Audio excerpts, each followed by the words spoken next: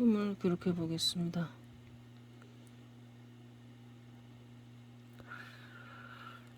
꿈속에서 내가 이제 병원 간호사인데,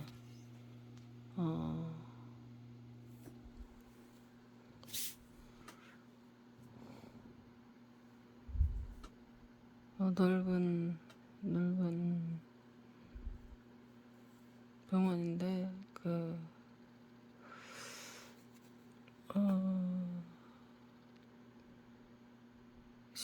신입 같아요. 신입인데,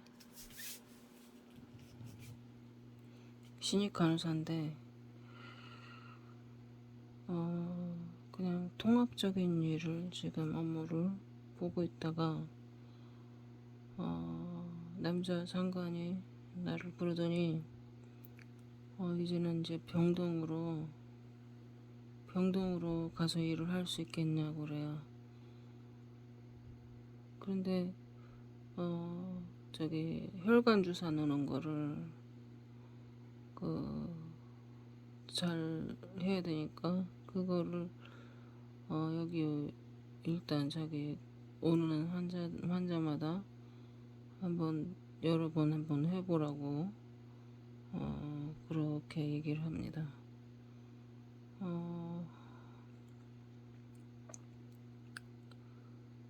그리고 나서 이제 다리가 불편한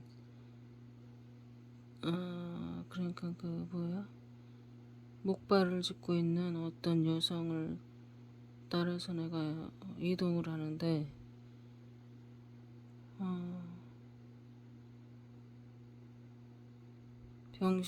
병실로 가는 것 같아요.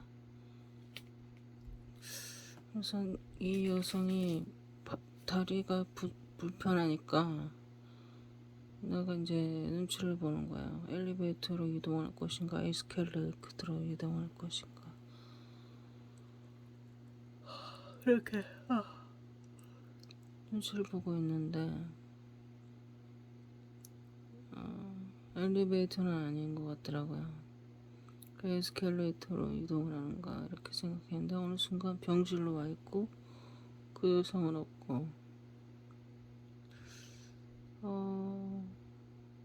수건이 넓게 한 장씩 쫙쫙 깔려 있어요, 바닥에. 그게 내가 보기에는 그게 뭐냐면은 침대인데요. 침대 대신 수건이 한 장씩 큰 게 깔려 있어요. 근데 위에 천장에서 물이 새요. 그래서 그 물이 새는 위치 수건에서 이제 어떻게 생각하냐면은 이 침대를 그 물이 새는 천장에서 떨어지는 물이 닿는 방향의 침대는 다 빼야 된다 이렇게 생각합니다. 그래서 수건을 그 위치에서 이제 빼고 있어요. 그걸 침대라고 생각하는 겁니다. 예. 그리고 나서 내가 하는 행동을 보더니만은 어떤 사람들이 얘기를 하는 거예요. 꿈속에서 그게 난지 내가 누구를 보고 있는 건지 관찰하는 건지 알 수가 없어요. 근데 사람들이 이제 간호사인 나의 행동을 보고 얘기를 하는 거예요. 이름이 비단이래요, 나보고. 나는 어마어마한 내 할머니가 부자라는 거야. 그 6.25 때인지 일제시대 때인지 독립투사를 아무튼 도왔다는 거야. 군인인지 뭔지. 그러면서 굉장히 이렇게 의로운 가문으로 이렇게 생각을 하더라고. 그 사람들이. 그러면서 뭐라 하냐면 할머니가 부자이기 때문에 이름을 비단이라고 지었대요.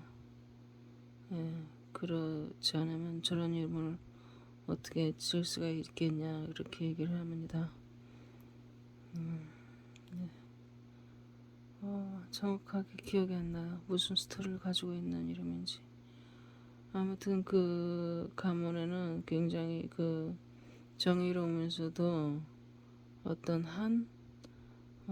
그 적국에 대한 한이 있는 그런 스토리를 가지고 있는 여성의 그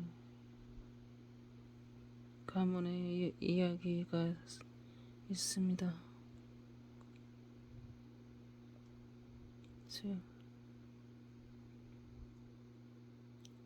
갑자기 우리 엄마가 생각이 나요. 행복해야 될 사람이 행복하지 않고 평생을 열등감과 비의식과 두려움에 떨면서 살았습니다. 아무도 그녀를 괴롭히는 사람이 없었지만 자기 스스로를 감옥에 가두었습니다. 그것은 5살 무렵에 어린 여자아이에게 있던 이혼이라는 트라우마와 그리고 20세 정도 때에 20세 정도에 있었던 남동생의 오토바이 사건으로 이제 죽게 되었는데 오토바이 자살이라고 그랬습니다. 어린 나이에 사업을 하고 싶었지만은 부모님이 지원을 하지 않아서 화가 나서 자살했다고 그랬어요. 그러니 내가 봤을 때는 그 시절에 오토바이는 우리 지금 시절에 이제 외제차를 끄는 거나 마찬가지야. 자전거도 힘든 시절인데 그리고 부모가 이제 이혼했지만 양쪽 부모가 사업 자금을 주지 않아서 화가 나서 자살했다. 이것은 또 굉장히 어떻게 보면 시건방지고 어떻게 보면 야만이 너무 그 사탄에게 지금 지배당한 집안이에요. 자살의 영이 돌아다닙니다. 살인자의 영이. 우리 엄마 쪽은 그래서 내가 그걸 모르고 있다가 지금 보니까 나르시스트예요. 우리 엄마는 그런 환자입니다. 정신병 환자예요. 그래서 그 화풀이 분풀이를 우리 자녀들에게 다 했어요. 형제들에게. 특히 내가 전담을 했습니다. 자처해서 전담을 했어요. 나는 엄마를 고쳐보려고 애를 썼습니다. 엄마의 대적자를 자처했습니다.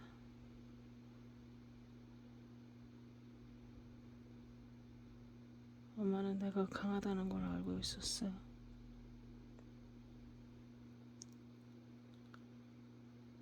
그렇지만 서로 너무 피곤한 삶이었습니다. 어리석고 피곤한 삶을 살았어요. 그 다음에는 이제 그것이 이제 종교인으로 이어졌습니다. 그러나 예수를 믿는다고 해서 끝나지지 않고 오히려 더 악화되었습니다. 어떻게 악화되었냐면은 자기를 살리는 쪽의 그 메시지를 듣지 않고 예를 들자면은 무슨 얘기가 있냐면은 목사가 이제 어느 날 설교를 어떻게 하냐면 가난한 자들은 항상 있다. 예수님이 하신 말씀을 듣더니 감동을 받아가지고 집에 와서 한다는 소리가 가난한 사람을 도와줄 필요가 없다 그러는 거예요. 왜냐면 가난한 사람들은 항상 있기 때문에 차라리 그 돈을 그냥 교회에다 헌금을 하는 게 낫지. 그 도와줘봐야 밑빠진 독에 무병직인데 뭘 계속 도와주겠냐 그러시는 거예요. 그러면서도 이제 그 신학생 장학금 또 그런 것은 또 해주더라고요. 근데 어리석게도 그 우리 조카 이종 사촌 조카가 아니구나 우리 엄마의 조카죠. 근데 우리 엄마의 조카가 굉장히 공부를 잘했는데 엄청 그 똑똑하고 진짜 공부하는 재능이 있어요. 예. 근데 자기 친척을 도와줘야 되는데 남을 도와주는 거예요. 그러니까 뭐냐면은 이 나르시스트 특유의 그 남에게 인정받아야 된다. 많은 사람에게 인정받아야 된다는 그거죠. 가족 도와줘봐야 누가 칭찬합니까? 나는 너무 어리석고 피곤한 엄마를 보면서 굉장히 힘든 삶을 살아왔어요. 그 어떻게 보면은 그것이 장점이 돼서 뛰어난 분석력이 되었습니다. 예. 사람을 보면은 분석이 됩니다. 저절로 됩니다. 그런 능력이 능력자가 되어버렸어요. 계속해서 꿈속에서 보라 그러시면 하나님이